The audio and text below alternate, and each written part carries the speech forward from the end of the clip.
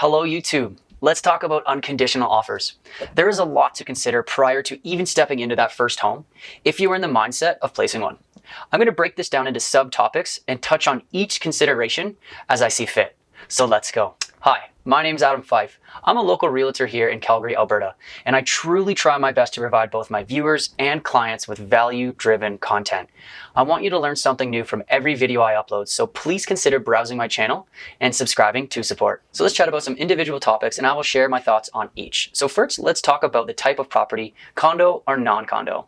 First and foremost, I would never ever advise on placing an unconditional offer on a condo.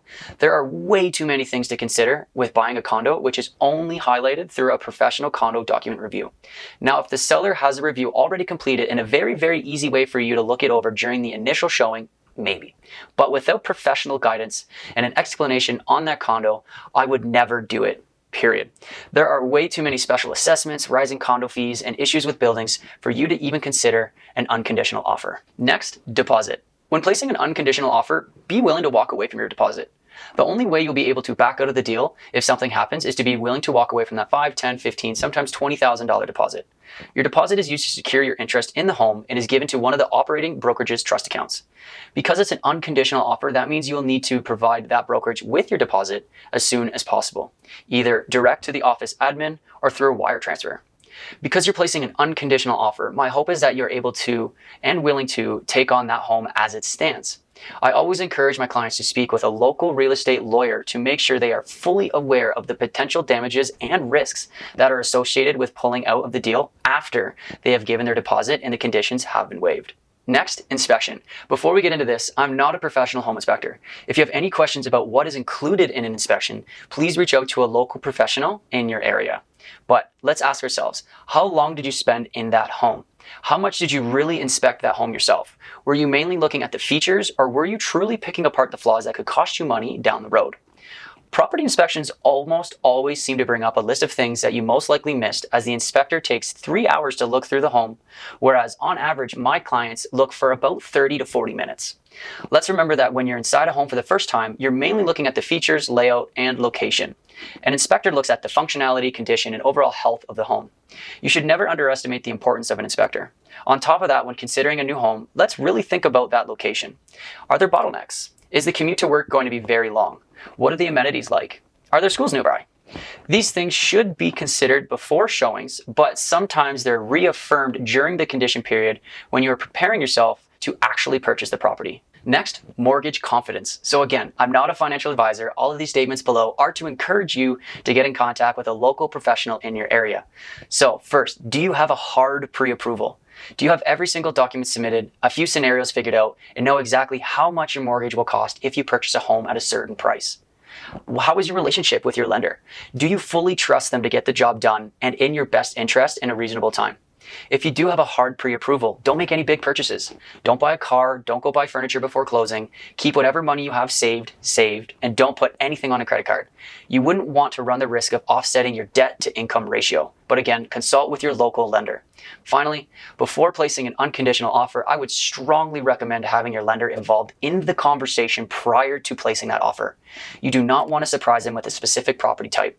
Get their approval first, let them know that there's a good chance that you may win the offer before you even place it. So to follow up with that, we can chat about appraisals. Again, I'm not a professional appraiser, so if you have any questions, please contact your local professional. But when it comes to appraisals, it's to my understanding that we do not know how a lender will react to certain property types. Is it a rural property? Is there a massive workshop or something that really adds to that market value, but not the appraised value? If the home has market value of $1 million plus, that doesn't mean your lender will guarantee you $1 million mortgage. They may have an in-house appraisal of only $800,000, where you may be stuck paying the difference from other sources. Now, I think it's pretty unlikely, but this is a risk that you take. You need to make sure you get some professional advice before prior offerings. Talk to a bank or a mortgage broker because they can help you with that type of concern. We also don't know how CMHC, the Canadian Housing and Mortgage Corporation, will react on all down payments less than 20%. To my understanding, they do not pre-approve anyone and only look at files live on a case-by-case basis. So it would be in your best interest to at least chat with your lender prior and being able to discuss those concerns to make sure that you are covered. Next, how do you know if you're overpaying for a home? Now, I am a certified professional in this area, so I can speak on this confidently. Overpaying for a home in a hot market like this is a very real risk. The only metrics we can really refer to when it comes to Calgary's hot market are from the eras of 2007 and 2014. Home prices today are in the same area as what they were in 2014, which means the market tanked and has now come back. Is this market going to continue to rise? Or is Calgary stuck in this never-ending up and down roller coaster? Doing your research prior to making that decision is crucial. Figuring out what your 5, 10, 20-year plan is very important as well. Are you okay to stay in that home for a very long time if needed? There were a lot of people stuck in their homes over the past 5 years, which I referenced to in my previous video about how the pandemic affected Calgary real estate here. Doing community-specific research prior to placing the offer is huge. It will provide you with the historical data so you can see and be aware of possibilities of what may happen over the next 5 to 10 years. But if you remember one thing, try and remember this. You don't typically find out if you've overpaid for a property until you go to sell it.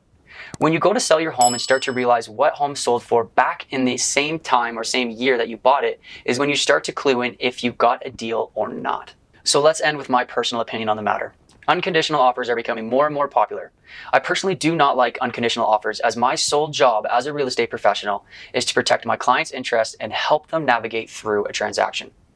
A conditional period with a conditional offer after the price has been negotiated allows myself and my buyers to do our due diligence and make sure that we are protecting your investment.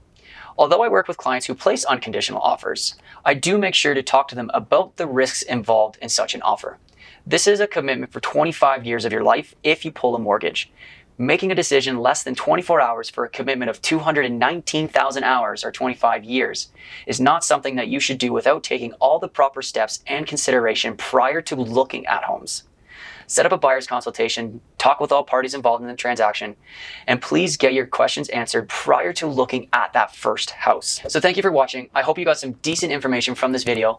Please feel free to reach out to me directly if you have any questions, or check out my website if you want to know a little bit more about Calgary and area real estate. So until next time, peace.